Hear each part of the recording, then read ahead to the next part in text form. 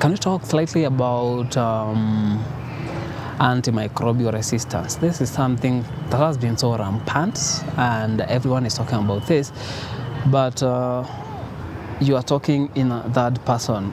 It's always start with a person who is using those drugs. For example, you have flu and you go buy those antibiotics. You had COVID, you use those azithromycin, you use those antibiotics that were claimed to be curing that flu. The thing that you have to know is currently we have very few drugs that can cure viruses.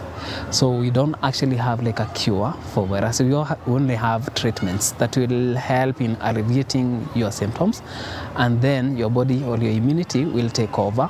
And if your immunity is not able to take over, then we are hoping that the virus is self-limiting, so it will die off with time. But most of the time that's not the case. So that's why you have some viral diseases with us, even up to now, they don't have cure. So when you're going to treat that viral disease using an antibiotic, you're actually misusing that antibiotic. One, you're killing innocent bacteria. You have normal flora, which is part of our immunity. They form barriers to the entry of those pathogens into our body by limiting how much of the space is exposed to infestation or infection by those pathogens.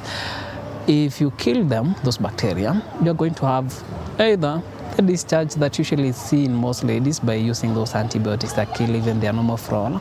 You're going to have diarrhea, you're going to have some infections that are due to overgrowth or replacement of the normal flora that was in your gut, on your skin, in so many other areas. And by the way, you should not always use antibiotic soaps on your skin unless this is a prescription from your doctor. In case maybe that's the case, then just go ahead and use that. But if it's not necessary, don't use antibacterial soap. Just use water and those mild soaps, so that you just get to keep the normal flora on your skin intact, because this is something very, very important when it comes to your health.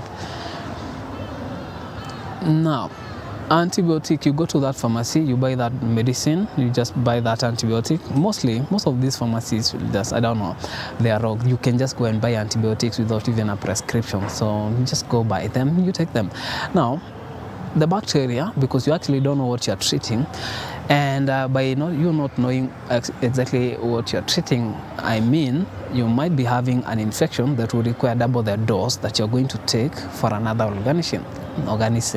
Take for example, Escherichia coli will require a smaller dose of maybe ciprofloxacin.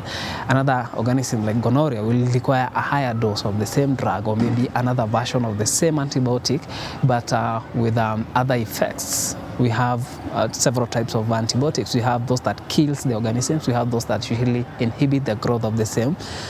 So when you go to that pharmacy, you buy those drugs, you take them without even knowing what you are treating, then you are contributing to antimicrobial resistance. Now, go to empirical treatments by our doctors. They are not planning to maybe utilize the laboratories, or maybe they are looking at the turnaround time, and they feel that it will take longer for you to show up back, to come back for treatment. So they tell you, just go home with these drugs.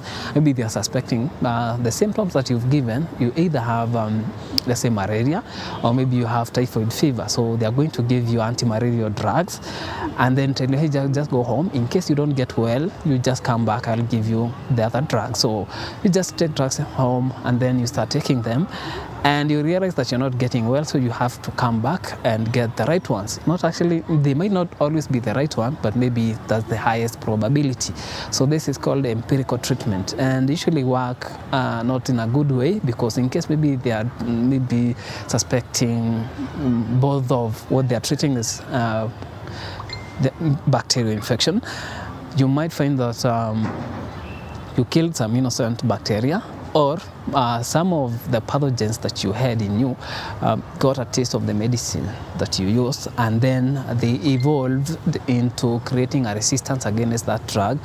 And next time when you have the actual infection that will require that same drug, you're going to either have to double the dose, which is not good for your health at all, or you're not going to get well by using that dose. You'll have to look for other alternatives. So when this trend continues for a really long time period of time, you're going to have so many organisms that are resistant to the drugs that we have, because currently I don't remember the last time we discovered an antibiotic raw from nature, or just raw. You just went out there, grabbed or discovered a drug that will kill bacteria. So I can't actually remember the last time we did, meaning that bacteria or maybe the pathogens are outpacing us. Now, I want you to be responsible. Always make sure that you're taking those drugs because you really need them. If you don't need those drugs, why would you take them? Because if that's the case, then